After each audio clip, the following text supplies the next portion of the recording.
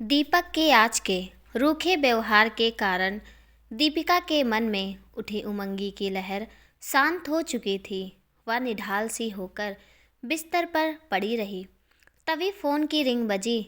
या उसकी सहेली निशा का फ़ोन था। वह वीडियो कॉल कर रही थी, मगर दीपिका ने कॉल अटेंड नहीं की। कुछ देर बाद फिर नॉर्मल कॉल आई। फ़ोन उठाते ही निशा बोली, क्यों दीपिका, वीडियो कॉल क्यों नहीं उठाई? आज भी व्यस्त है क्या?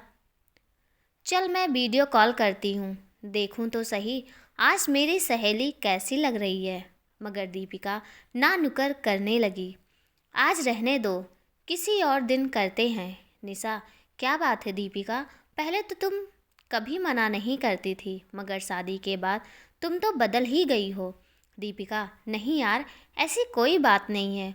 वो क्या है कि सारा सामान बिखरा पड़ा है और मैं अभी तैयार भी नहीं हुई हूँ। वीडियो में कहीं उसकी आंखों के आंसू नज़र न आ जाए, इसलिए दीपिका ने उसे मना कर दिया।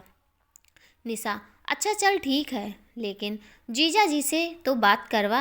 आज पहला करवा चौथ है तुम्हारा, क्या गिफ्ट देने वाले हैं वो? दीपिका, वो अभी यहाँ नहीं है, काम से बाहर गए हैं। निशा नाराज होते हुए, तुम हमेशा यही कहती हो, जब भी मैं फ़ोन करूं कुछ ना कुछ बहाना लगा देती हो। मैं खुद ही उनसे बात कर लूँगी। चल तू नंबर दे मुझे उनका। दीपिका ने बात संभालने की कोशिश की।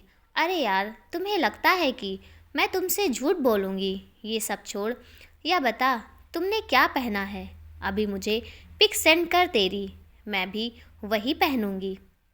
निशा को तो उसने समझा दिया था, मगर खुद को कैसे समझाए। सारा दिन वह उदास रही और आज दीपक सारे दिन घर से बाहर ही रहा।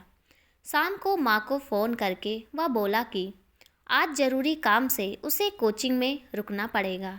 घर आते आते देरी हो जाएगी। आप लोग खाने के लिए मेरा इंतज़ार मत करना।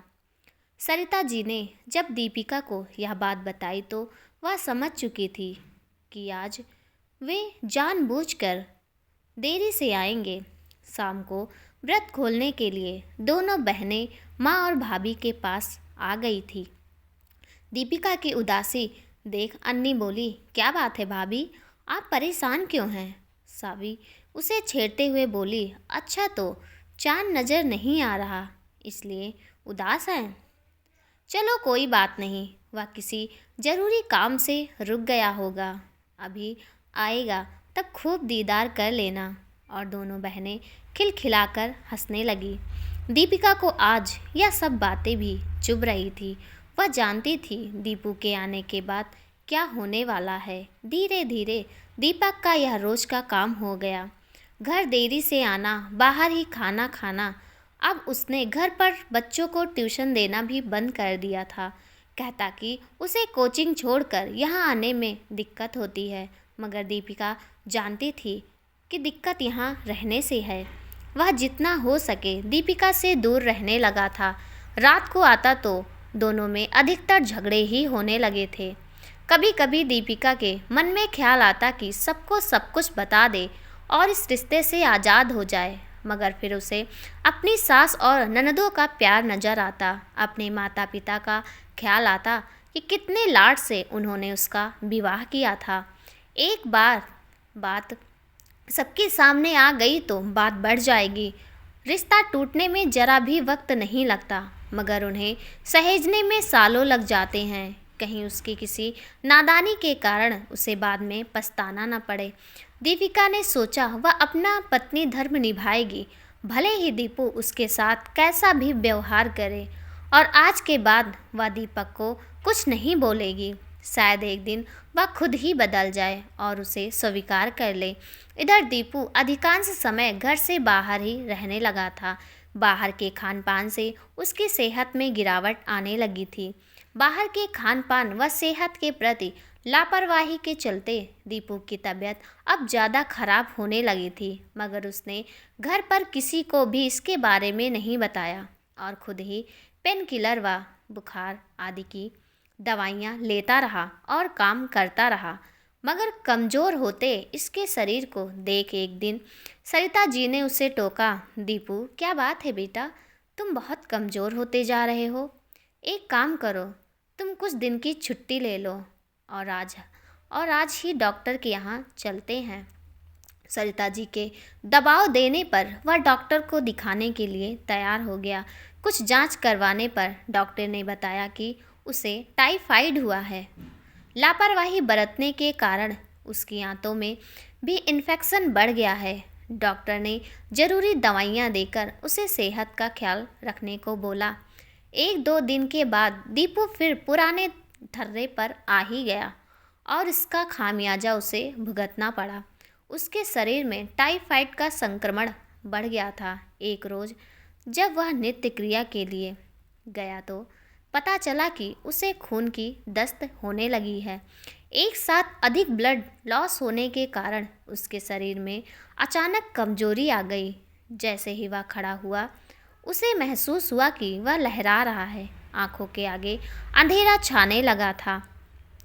1-2 कदम ही आगे बढ़ाए थे कि वह बेहोश होकर धड़ाम से गिर गया, मगर गिरते वक्त उसका पैर भी फिसल गया, जिसके कारण उसका सिर दीवार से टकरा गया और दाहिना हाथ खुद के शरीर के नीचे दबने के कारण फ्रैक्चर हो गया।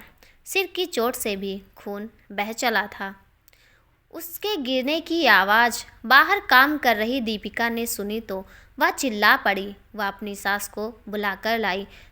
दोनों ने दीपू को आवाज़ दी और बाथरूम का गेट खटखटाया, मगर अंदर से कोई आवाज़ ना पाकर दोनों का जी धक धक करने लगा था।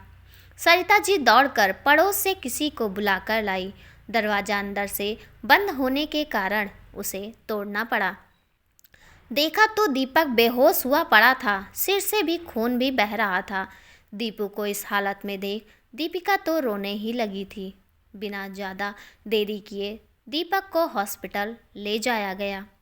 काफ़ी ब्लड लॉस हो जाने के कारण उसके शरीर में खून की कमी आ गई थी। जांच करवाने पर पता चला कि हीमोग्लोबिन भी 4 पॉइंट ही रह गया है।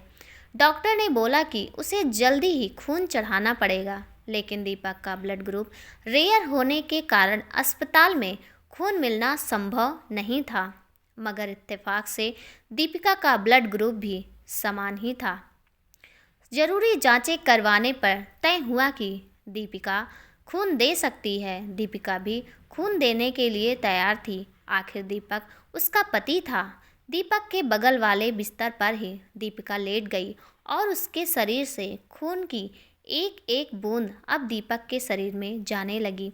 इस वक्त दीपिका सारे गिले शिकवे भूलकर भगवान से बस यही प्रार्थना कर रही थी कि दीपक जल्दी से जल्द ठीक हो जाए। दोनों की शादी को काफ़ी समय भी हो गया था, मगर दीपक की बेरुखी के कारण दीपिका के मन में प्रेम के बीज दबे ही पड़े थे।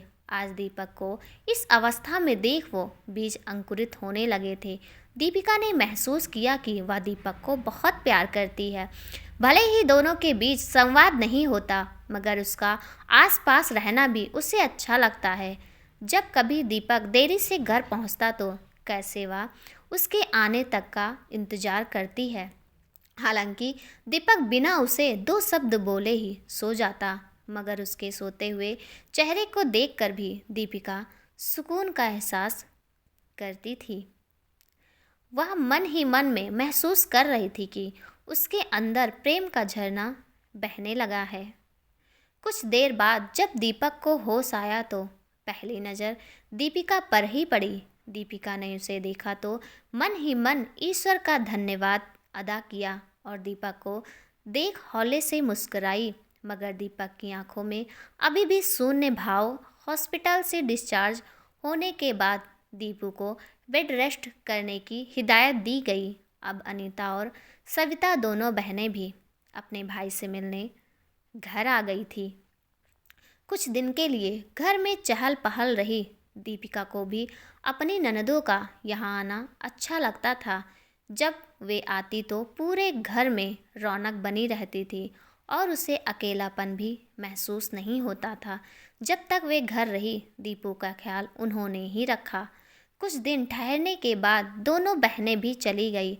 अब दीपक का ख्याल रखने की सारी जिम्मेदारी दीपिका और सरिता जी पर ही आ गई थी।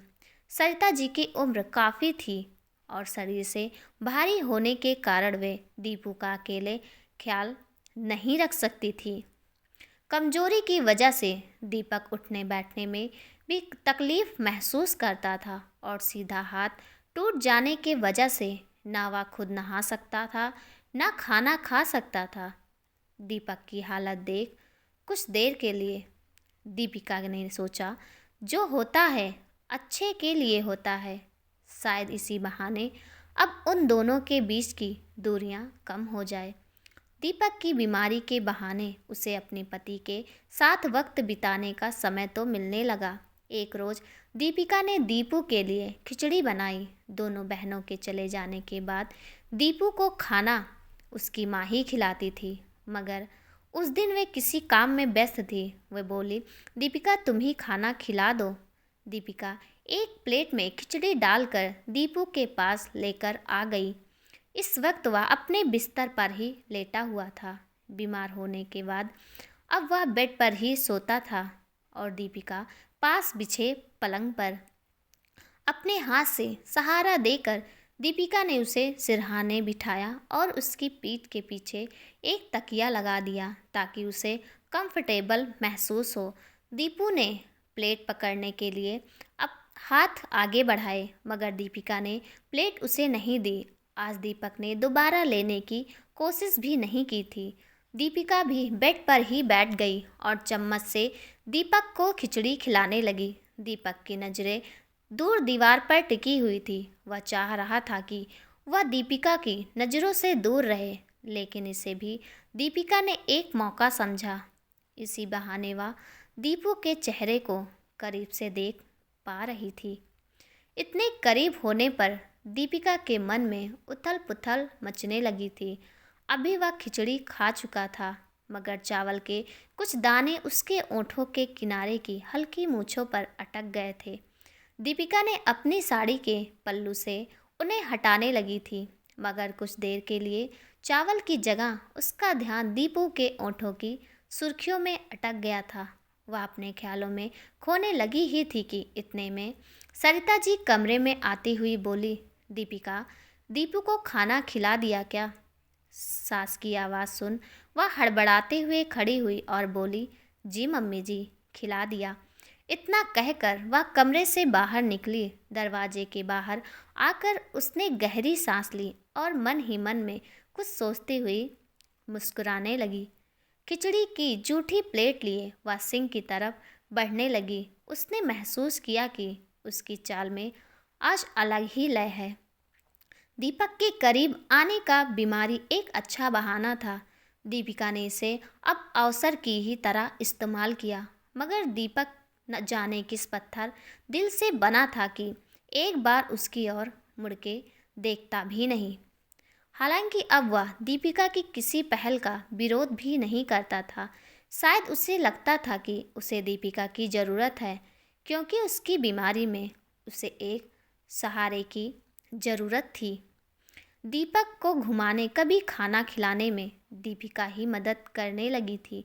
दीपक की अभी टाइफाइड की दवाइयाँ भी चल रही थी। डॉक्टर ने उसे रोज़ नहाने के लिए मना किया हुआ था। रोज़ नहाने की बजाय डॉक्टर ने बोला, अगर दवाइयों की वजह से ज़्यादा गर्मी महसूस हो तो बीच बीच में गीले कपड़े से शरीर को पोंछ लेना और कपड़े बदल देना। अभी तक इस काम में माँ या बहनें मदद कर देती थी। एक दिन नहाने के बाद दीपक ने देखा कि माँ तो सो रही हैं। वह खुद ही अपने शर्ट के बटन बंद करने लगा था, मगर दाहिने हाथ में प्लास्टर बंधा होने के कारण वह बटन नहीं लगा पा रहा था। तभी दीपिका की नज़र उस पर पड़ी तो वह बोली, लाइए मैं बटन बंद कर देती हूँ। दीपक ने कुछ भी नहीं बोला और चुपचाप खड़ा हो गया। दीपिका ने उसकी खामोशी को सहमत ही समझा और शर्ट के बटन लगाने के लिए उसके करीब आई। दीपिका ने देखा बीमारी के कारण अब उसका शरीर पहले जैसा चुस्त नहीं रहा। जब भी दीपिका उसके पास होती वह अपनी नज़रें दूर कहीं टिका लेता। आज वह भी ऐसा ही कर रहा था। दीपिका एक एक करके बटन बंद कर रही थी। जैसे ही उसके हाथ सीने तक पहुँचे, उसने महसूस किया कि दीपक की धड़कनें बढ़ रही हैं, मगर वह उन पर काबू पाने की नाकाम कोशिश कर रहा है। फिलहाल दीपिका इस काम में इतनी व्यस्त थी कि उसे अपनी साड़ी के लटकते हुए पल्लू का ख्याल ही नहीं रहा। बटन बंद करने के बाद जब वह जाने लगी तो उसका पैर साड़ी में उलझ गया, जिसका लटकता हुआ पल्लू उसके पैर के नीचे आ गया था। जैसे ही वह गिरने को हुई, दीपक ने दूसरे हाथ से उसे थाम लिया, जिसके स्पर्श से आज तक वह अनजान थी। आज अचानक उसने छुआ तो दीपिका को बिजली के झटके के जैसा महसूस हुआ। उसके हाथ की पकड़ अभी भी मजबूत थी। शादी होने के बाद आज पहली बार दीपक और वह एक दूसरे की नज़रों में देख रहे थे। दीपिका तो चाह रही थी कि यह पल बीते ही नहीं, मगर दीपक ने संभालते हुए उसका हाथ छोड़ दिया। वह भी दीपक को थैंक्स बोलकर आगे बढ़ गई। छोटी छोटी हेल्प के बहाने उन दोनों के बीच की दूरियां कम होने लगी थी। दीपिका ने भी यह महसूस किया कि अब दीपक में भी कुछ बदलाव आ रहा है। शायद वह भी दीपिका को चाहने लगा था, मगर कभी जताया नहीं। दीपिका को अब उस दिन का इंतजार था। दीपक खुद अपने मुंह से प्रेम का इजहार करे। धीरे धीरे दीपक की सेहत ठीक होने लगी थी। अब वह अपना काम भी खुद करने लगा था। बहुत दिनों से दीपिका अपने मायके नहीं गई थी। पिताजी की भी छुट्टियां नहीं होने के कारण वे भी दीपक और उससे मिलने नहीं आ पाए थे।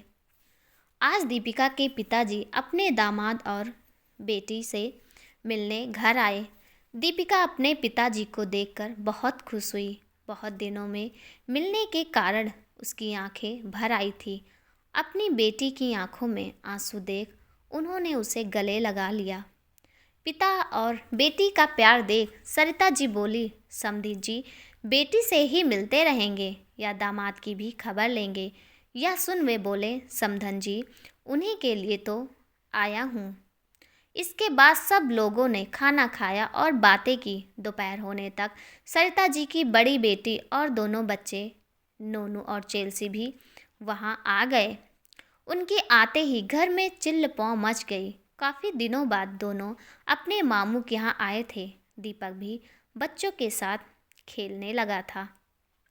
सारा दिन खुशी खुशी बीत गया। शाम होने पर दीपिका के पापा बोले, बहुत दिन हो गए, दीपिका की माँ भी इससे नहीं मिली है। आप लोग इजाज़त दें तो मैं दीपिका को साथ ले जाऊं।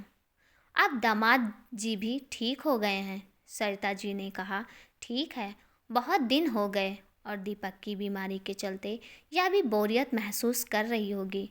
कुछ दिन मायके जाकर आराम कर लेगी। दीपिका भी यह सुन खुश हो गई। उसने फटाफट बैग पैक किया और जाने के लिए तैयार हो गई। वह जाने को तैयार हो रही थी, उसने देखा कि दीपक तो बच्चों के साथ खेलने में व्यस्त है। एक उसकी पीठ पर बैठ रहा है तो एक पंजा लड़ा रहा है। नोनू कह रहा है, मामू देखते हैं आपका हाथ पहले जितना ही मजबूत है या टूटने के बाद बेकार हो गया है। अनीता उन्हें डांट रही थी, बच्चों रहने दो, मामा को परेशान मत करो, मामा के हाथ में चोट लग जाएगी।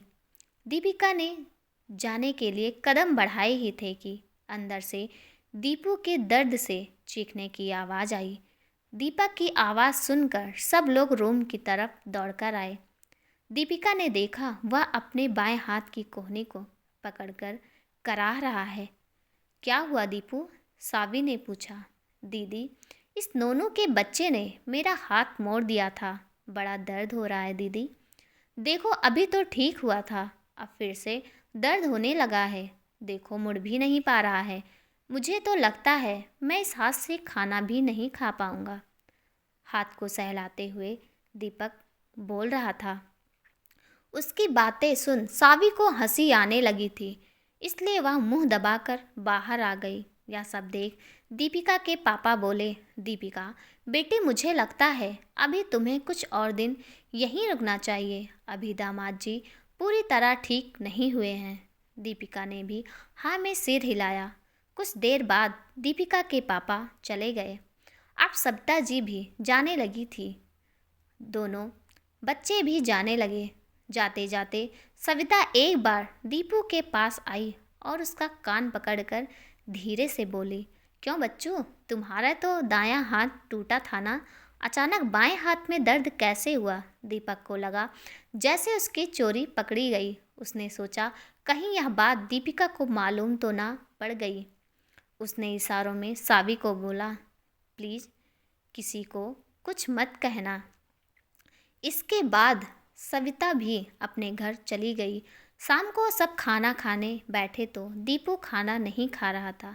माँ के पूछने पर बोला, माँ अभी मुझे भूख नहीं है, मैं बाद में खा लूँगा अपने रूम में ही। ठीक है दीपिका, तुम इसका खाना रूम में रख देना। ठीक है मम्मी जी। जरूरी कामों को निपटाने के बाद दीपिका खाना लेकर रूम में गई। वह खाना रख कर आने लगी ही थी कि उसका पल्लू पीछे उलझ गया था। पीछे मुड़कर देखा तो पल्लू दीपक ने पकड़ा हुआ था। दीपिका को अपनी आंखों पर विश्वास ही नहीं हुआ। दीपक बोला, खाना तुम ही खिलाओ ना प्लीज़। क्या? दीपिका को जैसे अपने कानों पर विश्वास ही नहीं हुआ। वह फिर बोला, दीपू खाना तुम ही खिलाओ ना अपने हाथों से। दीपिका को तो जैसे अपने कानों पर विश्वास ही नहीं हो रहा था। वह बोली, क्या तुमने मुझे दीपू बोला? हाँ, क्यों, तुम्हें यह नाम पसंद नहीं है क्या? पसंद तो बहुत है, वह बोली। अच्छा, और नाम बोलने वाला? कुछ देर खामोश रहकर वह दीपक के करीब आई और उसके पास आकर बोली, नाम वाला तो बहुत पहले से पसंद है। दीपिका उसे अपने हाथों से खाना खिलाने लगी थी। आज दीपक ने भी पहली बार अपने हाथों से दीपिका को खाना खिलाया।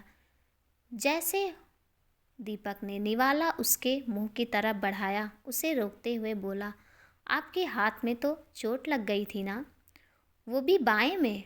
अब ये ठीक कैसे हुआ? उसके बाद सुन दीपक हंसने लगा और बोला, अच्छा तो तुम्हें भी पता चल गया। धत, खुद के सिर पर चपत लगाते हुए वह बोला, बुद्धू हूँ मैं। खाने के बाद अब वह जाने लगी तो दीपक ने फिर से उसका हाथ पकड़ लिया। इस बार वह घुटनों के बल बैठा हुआ था और बोला, दीपू मुझे माफ़ कर दो, इतने दिनों से मैंने तुम्हारा बहुत दिल दुखाया है। उसे खड़ा करते हुए दीपिका बोली, कोई बात नहीं, देर आए दुरुस्त आए। लेकिन दीपिका, तुम्हारी जगह कोई और लड़की होती तो शायद अब तक यह रिश्ता टूट गया होता। मैं खुदकिस्मत हूँ कि तुम मुझे मिली हो। मैंने तो सोचा था बेला के बाद मैं किसी का नहीं हो पाऊँगा, इसलिए तुमसे दूर दूर रहता था, मगर तुमने फिर भी मेरे परिवार को अपना लिया। यहाँ तक कि हर बार हर जगह मेरा साथ दिया और मैं तुम्हारे साथ बदसलूकी करता रहा। वह दीपिका को के हाथों को अपने हाथ में लेकर बार बार माफ़ी मांगता रहा। उसे इस तरह भावुक होते देख दीपिका की भी आंखें भीग गई थी। वह बोली, दीपू, विवाह का बंधन प्रेम के धागे से बंधा रहता है और ज़रूरी है कि पति पत्नी दोनों इस धागे को थामे रहें। अगर दोनों में से कोई एक इस पकड़ को ढीला छोड़ दे तो दूसरे पर ज़्यादा भार आ जाता है। अगर दूसरा इस अवस्था में हाथ नहीं छोड़ता है तो यह साथ बना रहता है, वरना प्रेम का धागा तो दोनों तरफ से छूटते ही रिश्ता भी टूट जाता है। और मैं तुम्हारी अर्धांगिनी हूँ, यानी हम दोनों एक दूसरे के बिना आधे हैं। तो मेरा यह धर्म बनता है कि मैं तुम्हारा साथ दूँ। जी साहिबा, अब मैं समझ गया, वह हंसते हुए बोला। लेकिन तभी दीपिका झूठ मूठ का गुस्सा करते हुए बोली, माफ़ कर दूंगी, मगर वादा करो कभी ये हाथ और मेरा साथ नहीं छोड़ोगे। दीपक ने हौले से उसे सीने से लगाया। उसके चेहरे पर आते बालों को लटों से उंगली से हटाते हुए उसका दूसरा हाथ अपने हाथ से थाम लिया और हाथ को चूमते हुए बोला, मैं तुम्हारा हाथ कभी नहीं छोड़ूंगा। I love you Deepu. दोनों के मुंह से अचानक यही शब्द निकले। यह सुन दोनों एक दूसरे को देख हंस पड़े। 10 महीने बाद दीपक चिल्लाते हुए, मम्मी जल्दी आओ, देखो इस छोटे जनाब ने फिर से मेरी ड्रेस खराब कर दी है और देखो अब रोने भी लग रहा है। तभी नोनू, क्या मामू आप भी ना, अरे छोटे भैया ने मूत्र विसर्जन करके आपको पवित्र किया है। नोनू की बात सुन अनीता, सविता, दीपिका और सरिता जी भी हंसने लगती हैं। सरिता जी अपने पोते को गोद में लेकर दीपिका के पास सुला देती है और खुशी से पोते व बहू का माथा चूम लेती है।